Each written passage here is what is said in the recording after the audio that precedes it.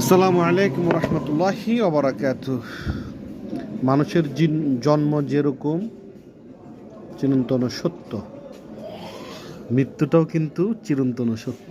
অত্যন্ত দুঃখের বিষয়, আফসোস, এই পৃথিবীতে আসার পর যতই দিন যাচ্ছে মানুষ ভুলেই যাচ্ছে সে কোথায় যাবে, তার গন্তব্য কোথায়।